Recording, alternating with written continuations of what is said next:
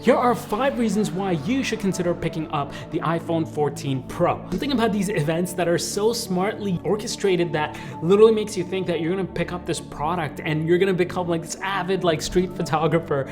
I mean, that's good marketing, right? They're trying to sell you a lifestyle rather than the actual product, and they got me. They got me, man. All right, let's get into it. Number 1, the notch. And I never really thought I would use that as a selling feature, but 2022, here we are. The dynamic island.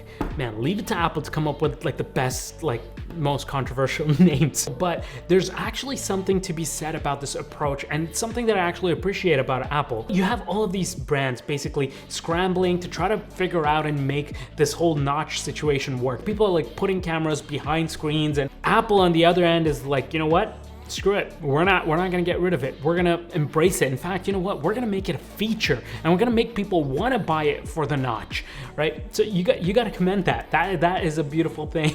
In all seriousness, the use cases that Apple just showed for the dynamic island or the new pill-shaped notch that we have, it actually seems pretty useful, and I think I'm into it. I mean, not only is the notch 30% smaller, but alerts and apps can use that area to basically expand the dynamic island. I actually find it really annoying when you're doing something and you connect AirPods or put the phone to charge, and it has to give me like this like drop down notification, or it takes up like half of the screen to tell you that your phone is charging. Now all of this will kind of just stay consolidated up at the top, so you get your notifications and everything in that pill area, which is kind of smart. Also, background apps, like when you close like the music app or something like that, now it'll just move up there to the pill. So while you're on the browser or you're doing something else, you want to control the music, you can just interact with the actual dynamic island or pill. So essentially they've made it interactive, and it can also adapt in real time. So for example, if you're keeping up with like scores for like a sports game or something like that. So lots of different use cases for it. So I think it's actually going to be really interesting to see how developers actually use that and make that area actually useful. We'll see when we actually get it in our hand. Number 2 is screen. Now the iPhone 13 Pro Max already had a really good screen, so I don't really have many complaints there, but these guys just took a little bit of a step farther.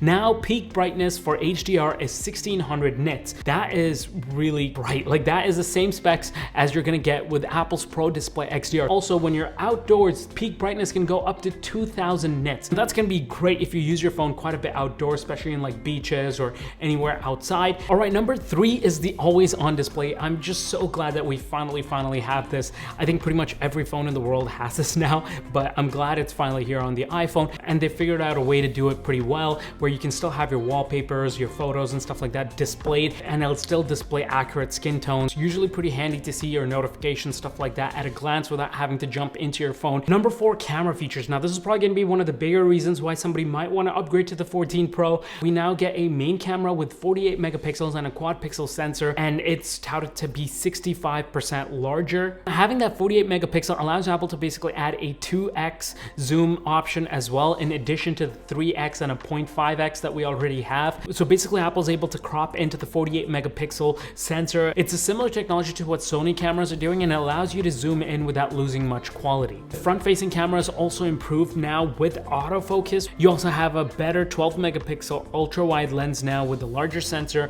and with the new photonics engine.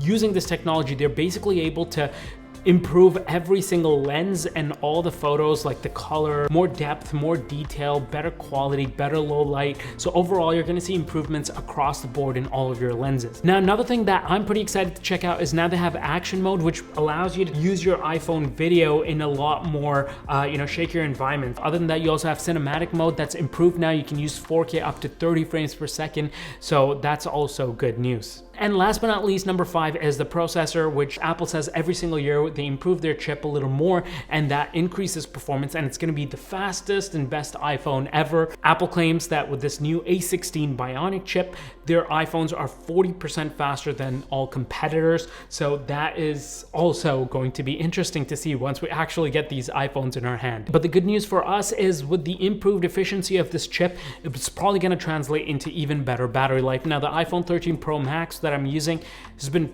phenomenal battery life, but if I can get even better, then I can go like maybe 2 days without having to charge it. So I'm interested to see how that battery life is actually going to translate into the device and my daily usage. In any case, I'm going to be getting those in, so make sure you guys are sub to the channel, so when they do come in and we do these tests, then I'm able to update you guys. So all in all, I'm pretty stoked for some of these changes, but I gotta say, I mean, I'm not super excited. I'm more excited about Dynamic Island than even like the camera updates and stuff like that. And all in all, I'd still say it's a pretty minor update. It's like a refresh rather than a new iPhone. It sounds to me more like a 13S rather than a 14 to me personally, because the changes aren't like, you know, that big. There's no design changes. There's nothing crazy. So yeah, at the end of the day, I'd weigh these 5 things and see if it actually makes a difference to your life and how much you value it. And based on that, you can make a decision if you need to switch. But in any case, if you want me to explore specific things with the iPhone 14 and 14 Pro, let me know in the comment section down below and I'll try to look into those when I actually do those videos. I'll see you guys in the next one. Take care, stay blessed, peace.